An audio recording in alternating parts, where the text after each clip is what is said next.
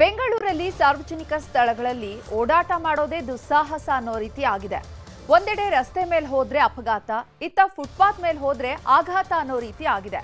Lulu mall ಬಳಿಯ railway colony ತಡೆಗೋಡೆ ಈಗ್ಲೋ ಬೀಳೋ ಹಂತಕ್ಕೆ ತಲುಪಿದೆ. ಮಾಗಡಿ ರಸ್ತೆ ಲುಲು ಮಾಲ್ ಬಳಿ ಇದೆಂಥ ಸ್ಥಿತಿ? ತಡೆಗೋಡೆ ತಾಪತ್ರಯ, ಪಾದಚಾರಿಗಳಿಗೆ ಆತಂಕ.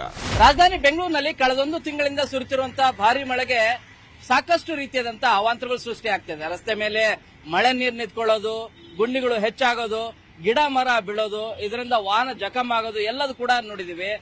ಇನ್ನು ದುಸ್ಥಿತಿಯಲ್ಲಿರುವಂತಹ ಕಟ್ಟಡಗಳು ಕೂಡ ಬೀಳ್ತಾ ಇದಾವೆ. ನಾವೀಗ ತೋರಿಸ್ತಿರುವಂತದ್ದು ಯಾವ ಕ್ಷಣ ಆದ್ರೂ ಕೂಡ ಈ ಗೋಡೆ ಬೀಳಬಹುದು, ಈ ರೀತಿಯಾದಂತಹ ಸಿಚುವೇಶನ್ ಇದೆ. ಸಿಲಿಕಾನ್ ಸಿಟಿ ಬೆಂಗಳೂರಲ್ಲಿ ಒಂದಿಲ್ಲ ಒಂದು ಸಮಸ್ಯೆಗಳು ಸಹಜ ಎನ್ನುವಂತಾಗಿದೆ. ಪಾದಚಾರಿಗಳು ಫುಟ್ಪಾತ್ ಮೇಲೆ ಓಡಾಡುವುದು ಕಷ್ಟ ಸಾಧ್ಯ ಎನ್ನುವಂತಹ ಪರಿಸ್ಥಿತಿ ಬಂದಿದೆ. ಒಂದೆಡೆ ಅತಿಕ್ರಮಣ, ಮತ್ತೊಂದೆಡೆ ಅಪಾಯಕಾರಿ ಸ್ಥಳವಾಗಿ ಬದಲಾಗಿದೆ.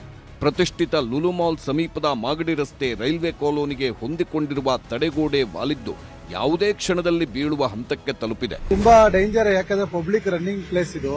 ಸೊ ಆಪೋಸಿಟ್ ಲುಲು ಮಾಲ್ ಇದೆ. ಹಾಲಿಡೇಸ್ ಟೈಮಲ್ಲಿ ತುಂಬಾ ಜನ ಓಡಾಡ್ತಾ ಇರ್ತಾರೆ. ಹೆಚ್ಚು ಕಮ್ಮಿ ಆದ್ರೆ ತುಂಬಾ ಪ್ರಾಣಕ್ಕೆ ಅಪಾಯ ಇದೆ.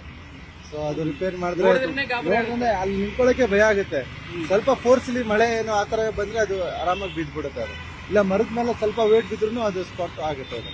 ಸೊ ಅದು ರಿಪೇರ್ ಮಾಡಿಸಿದ್ರೆ ಒಳ್ಳೇದು, ಯಾಕಂದ್ರೆ ಪಬ್ಲಿಕ್ಗೆ ತುಂಬಾ ತೊಂದರೆ ಆಗುತ್ತೆ. ಈ ಸ್ಥಳ ಮಾಗಡಿಯ ಮುಖ್ಯ ರಸ್ತೆಯಾಗಿದ್ದು ಲುಲು ಮಾಲ್ಗೆ ಹತ್ತಿರದಲ್ಲಿದ್ದು ನಿತ್ಯ ಸಾವಿರಾರು ಮಂದಿ ಓಡಾಟ ಮಾಡುತ್ತಾರೆ. ಇಷ್ಟಾದ್ರೂ ಬೀಳುವ ಹಂತದಲ್ಲಿರುವ ಗೋಡೆಯನ್ನ ತೆರವು ಮಾಡದೇ ಇರುವುದು ಅಧಿಕಾರಿಗಳ ನಿರ್ಲಕ್ಷ್ಯವನ್ನ ತೋರಿಸುತ್ತಿದೆ.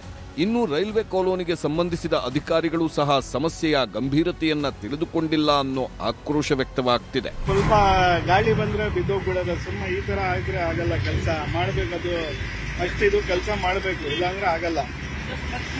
ಟಚ್ ಮಾಡಿದ್ರೆ ಅದು ಬಿದ್ದೋಗುತ್ತೆ. ಅದು ಆ ತರ ಇದೆ ನೋಡಿ. ಯಾರನ್ನ ಅಲ್ಲಿ ಹೋದ್ರೆ ಸುಮ್ಮನೆ ಕಷ್ಟ. ಫುಟ್ಪಾತ್ ಮೇಲೆ ನಡೆದು ಹೋಗ್ತಾ ಇರತ್ತೆ, ವಾಕಿಂಗ್ ಮಾಡ್ತಾ ಇರತ್ತೆ. ಅದು ಫಸ್ಟ್ ರೆಡಿ ಮಾಡ್ಬೇಕು ಸರ್, ಅದು ಇಲ್ಲಾಂದ್ರೆ ಕಷ್ಟ ಆಗತ್ತೆ. ಒಟ್ಟಾರೆ ಅವಘಡ ಸಂಭವಿಸುವ ಮೊದಲೇ ಅಧಿಕಾರಿಗಳು ಎಚ್ಚೆತ್ತುಕೊಳ್ಳಬೇಕಿದೆ. ಪ್ರಾಣಹಾನಿ ಆದ ಬಳಿಕ ಬೆಲೆ ಕಟ್ಟುವ ಬದಲು ಸಮಸ್ಯೆ ಬಗೆಹರಿಸುವ ಕಡೆಗೆ ಗಮನ ಹರಿಸಬೇಕಿದೆ. ಶರಣು ಹಂಪಿ, ನ್ಯೂಸ್ 18.